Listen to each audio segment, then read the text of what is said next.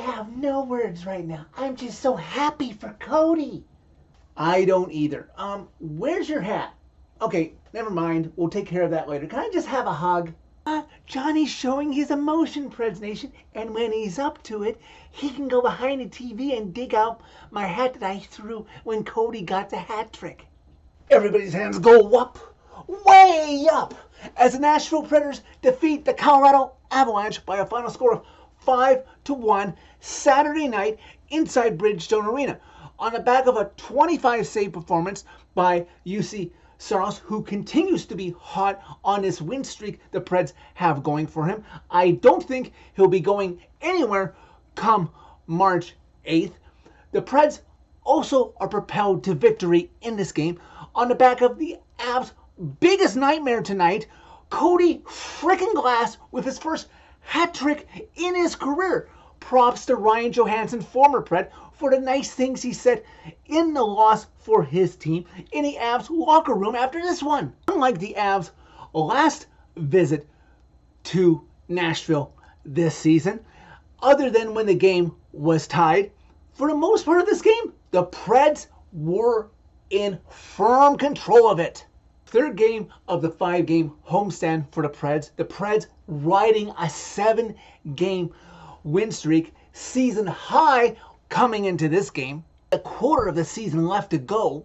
No scoring through the first 4 minutes, but the Avs have the edge in shots, so Preds fans are a little nervous. You can't blame them. They are battling one of the top 3 teams, at least standings-wise, so this effort by the Avs early should come as no surprise.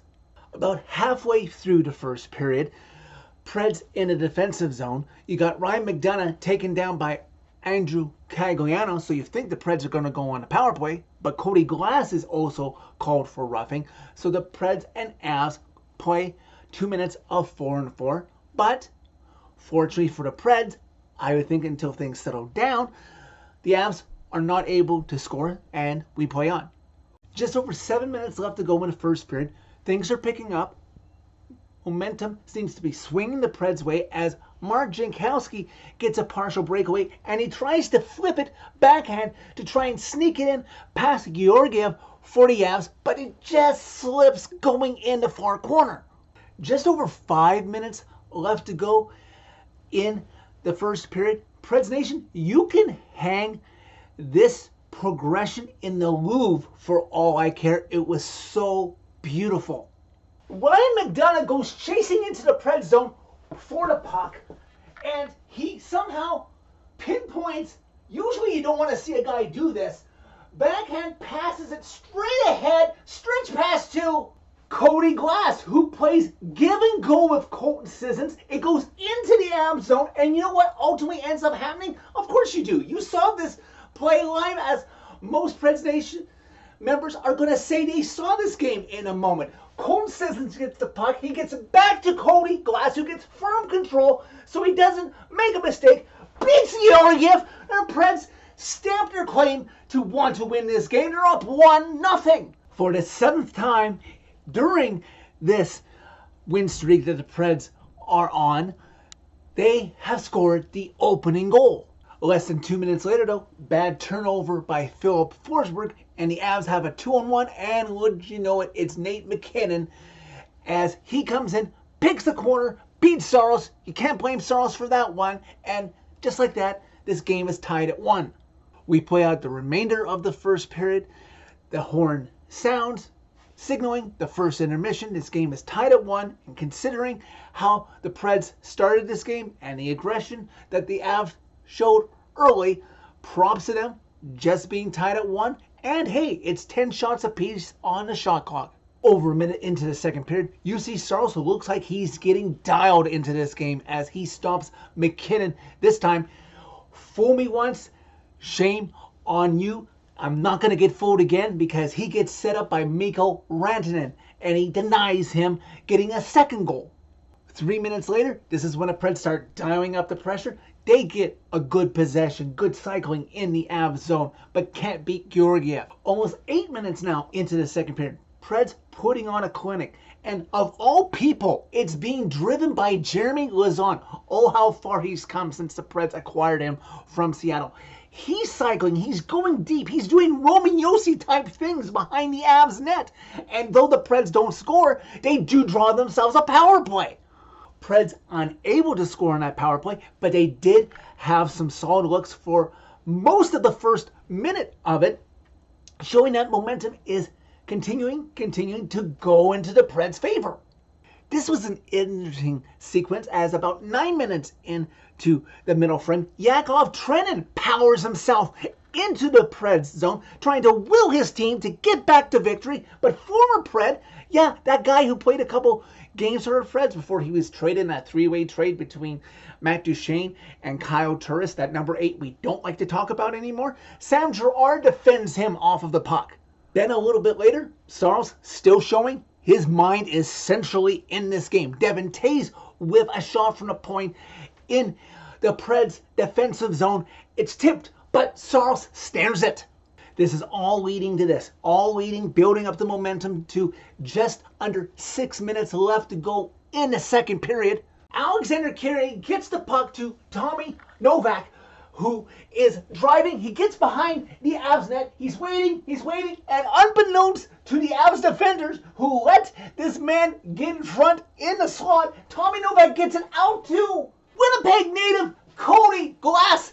Bangs home his second of the game, his fourth of the season past Georgiev. Preds retake the lead up 2-1. To this point in his career, Cody Glass had never had a 2-goal game.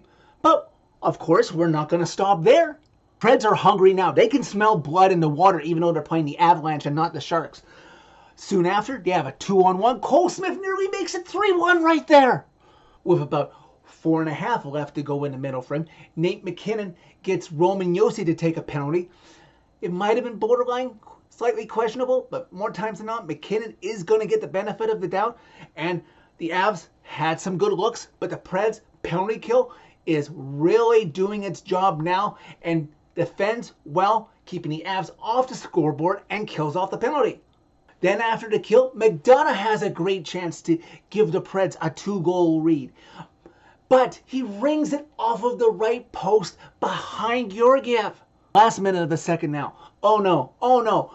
Nate McKinnon has a breakaway and nope, he is stopped by Saros. Saros is like, I know your moves now, Nate. You're not getting another puck by me. Preds still have a 1-goal lead. Last seconds tick down. The horn sounds for the second intermission. Preds still leading the Avs 2-1. And the shot clock is now still tied after 19 apiece. These two teams are in for it now. The Avs in the third period won't know what hit them. Biggest third period of the season for the Preds, much less the current win streak they're on as we start the last 20 minutes of this game. Saros continues to be tested, including Lankinen of the Avs through a screen provided by Carrier, but Saros sees it the entire way, keeping the Preds in front. Preds are still getting some chances on Georgiev to try and advance their lead, but the Avs netminder is keeping his team in it. Preds have a chance almost 7 minutes into the third period. The puck is loose. It's in the crease before Georgiev can see where it is, but no Preds player is there to pop it home, and Ryan O'Reilly is going to take notes for later. Ryan Johansson at this point is trying to make things happen for his new team against his old team. And the last thing I want to see, or any member of Preds Nation wants to see, in a magnitude that is this game, 62 games in the season, is see Ryan Joe, score a goal against us. Just over 9 minutes left to go in regulation. Devin Tays of the Avs, with a careless swing of his stick, gets Michael McCarron in the face. He goes off for high sticking, putting the Preds on the power play. Preds, solid zone time, passing around, back and forth, in the Avs zone, tiring them out. Finally, two minds think alike on the same play because of that near miss earlier in the third period. Roman Josi gets a puck that You seem to think he did it on purpose. He probably did with his pinpoint accuracy. Gets a pass that goes off the backboard behind Georgiev's net. And before anyone can realize where the puck is, it comes right to Ryan O'Reilly, who pots it home before Georgiev can slide over to stop it. Preds extend their lead to 3-1. You know, I forget sometimes, but thank you to Willie Donick and C-Mace for reminding me and reminding any one of us who may have forgotten that Ryan O'Reilly was drafted by the Avs 15 years ago. It had to feel kind of good getting such a clutch goal against a team that drafted you and eventually would move on without you.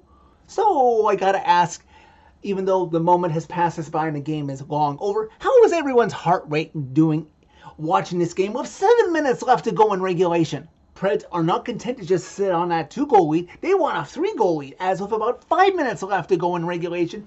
Gustav Nyquist is in Georgiev's kitchen trying to extend the lead. And Nyquist is not done there. As of about 4 minutes left to go in regulation, he draws another Avs penalty, putting the Preds on the power play with the chance, if they play this smart, to kill off 2 minutes of the game, getting it closer to 0, because the last thing we would want is for another 2010 situation in the playoffs with a team on the power play that allowed the other team to tie it up. Preds doing well. They've almost killed off the entire 2 minutes, even though they're on the power play, but they're trying to will this clock to all zeros as the Avs ice the puck, and you see Saros comes way out to play it, and he gets a stretch pass. Who knew UC Saros could set up stretch passes? He must have learned from Pekka. He gets a stretch pass up to Tommy Novak, and everybody's perfectly on side. Tommy Novak goes in. He undresses Byram of the Avs. Amazingly, Byram is going to be giving his head a shake tonight before he goes to bed. As after he's undressed, Tommy Novak beats Georgiev clean. Preds send the fans home with Frosties once again for the 8th straight game, home or away. It's 4-1. And it might be a 3-goal deficit for the Avs, but they're not going away. Saros is forced to make a great save on Lehkonen to keep the lead intact. Oh, but you know who's had enough of the Avs trying to make a game out of this one? It's a man who's going to put the exclamation point as Georgiev is on the bench for the extra attacker. Under a minute left to go in regulation.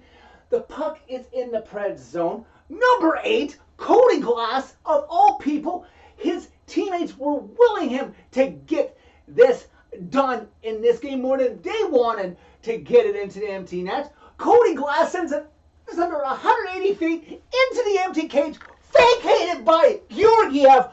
Cody Glass's first NHL hat trick caps off this win, the best win of the 8-game win streak so far. You have to say, no expert can deny it. Preds cruise in this one, basically with a final score of 5-1. For any of you who may have missed it, and I don't usually say this in a Preds fan reaction video, go on Twitter, go to Bowie Sports, go to NashvillePredators.com, wherever you can find it, and go watch Cody Glass's post-game interview with Kara Hammer after he was named #1 star, and you tell me you don't get emotional. This fan base is so very proud of him. I loved hearing through my TV the Preds faithful in attendance chanting Cody, Cody, because they know how hard he's working. Consistency has helped him. He deserved to get this hat trick tonight, and hopefully it's a sign of many things to come. Wow. This team just continues to impress me. Just when I think they might have a slight letdown, not get blown out, a slight letdown game, nope. They get another W. And I'll let you in on a little secret, Preds Nation. And some of you may already know this because I told you in confidence, but I didn't want to say this publicly before the game today because I didn't want to be targeted for jinxing it. But I had a dream last night about this game. And I didn't know the entire box score from memory after I woke up, but the Preds had won, not by as much as 5-1, but they won 3-1. But in my dream, you know who got the game-winning goal? Cody Glass. Props to Cody Glass for his performance in this game.